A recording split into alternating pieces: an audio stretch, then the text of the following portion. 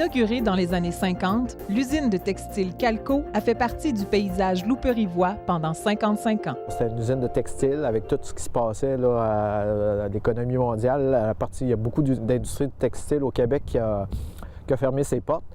Et quand Calco a annoncé cette fermeture-là, on a vu une opportunité d'utiliser un terrain très bien localisé en plein centre-ville de Rivière-du-Loup pour avoir un projet. Tout d'abord, il y a plusieurs idées qui ont circulé. Est-ce qu'on fait une nouvelle caserne, le nouveau garage municipal? On est en recherche de locaux et d'espace.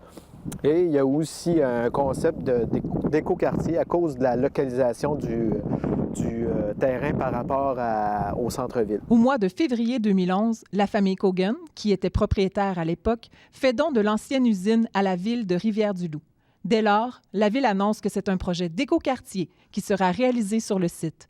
Encore embryonnaire, le projet est évalué à 12 millions de dollars. Il y a un concept. Il n'y a pas nécessairement encore un plan d'affaires. On attend la fin du concept pour aller présenter le concept aux différents promoteurs et entrepreneurs qui pourraient être intéressés. Et il y a une partie du mandat de Vivre en ville aussi qui est de valider le besoin, valider est-ce qu'on répond à un besoin et qu'est-ce qu'on doit faire pour répondre à un certain besoin là, qui respecte quand même l'intégrité du concept. Là, on étudie est-ce qu'on met une unité commune pour le chauffage, pour l'énergie. Ça, c'est en train de s'évaluer, c'est en train de s'analyser. Le fait que c'est un projet qui va se développer en phase rend difficile, par exemple, de construire une unité commune qui va permettre de desservir en énergie beaucoup d'habitations. Le fait qu'on déploie ça sur plusieurs années, ça devient techniquement un peu plus difficile. On regarde la géothermie, on regarde la biomasse, on regarde la récupération d'énergie avec la rivière, on regarde le solaire passif. Tout ça est en train de s'analyser avec les gens d'Éco-Bâtiment, avec aussi certaines firmes spécialisées en bâtiments énergétiques. C'est vers 8h20, le 27 juillet 2011, qu'un incendie majeur a complètement détruit l'ancienne usine Calco. Une cinquantaine de pompiers ont affronté un brasier d'une rare intensité. Le bâtiment principal, qui devait être utilisé dans le nouveau projet, est une perte totale. De plus, l'incendie a causé un remaniement de sol important sur le terrain déjà contaminé. Il y a plusieurs étapes.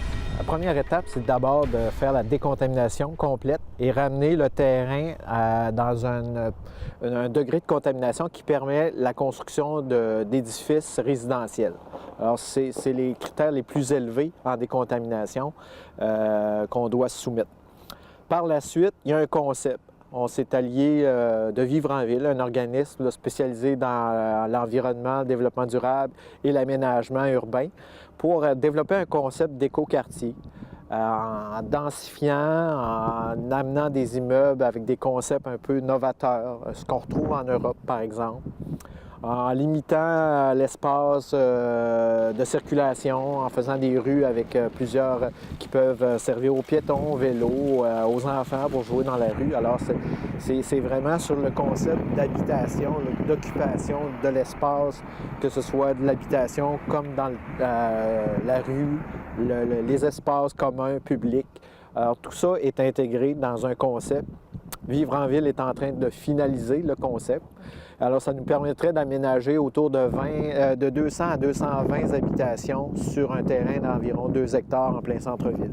Nous, ce qu'on prévoit faire, c'est d'y aller en bloc. Alors, on va aller probablement en appel d'offres avec des entrepreneurs qui vont être intéressés à adopter le concept et à construire en fonction du concept.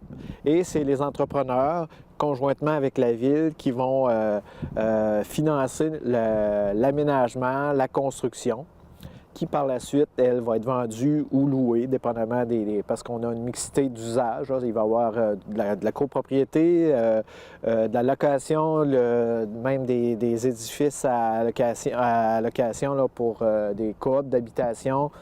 Et tout ça va nous générer des taxes et des revenus éventuellement, puis que la ville va pouvoir rentabiliser le projet.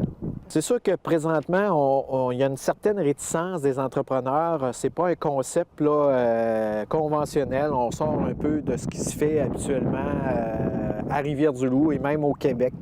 Alors, ça prend des gens, il faut quand même convaincre ces gens-là que le concept qu'on amène peut répondre à un besoin, peut être intéressant. Présentement, on attend vraiment la fin, qu'on ait un concept final pour aller rencontrer à nouveau, parce qu'il y a déjà eu une présentation sommaire il y a à peu près 1 an. Il va y avoir une nouvelle présentation. Moi, présentement, j'ai un entrepreneur de Québec qui est prêt demain matin à venir si jamais il n'y a pas d'entrepreneurs locaux qui décident de prendre en main ou d'adopter le concept.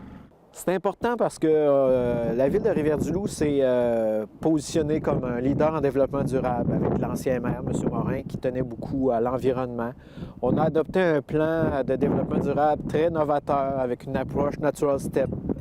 Et on veut aller au-delà des paroles puis des rapports. On veut mettre des choses en place sur le territoire pour montrer que c'est faisable. Et il faut se tourner vers ces options-là. Il faut voir qu'il y a une nouvelle vision de l'urbanisme, du développement municipal.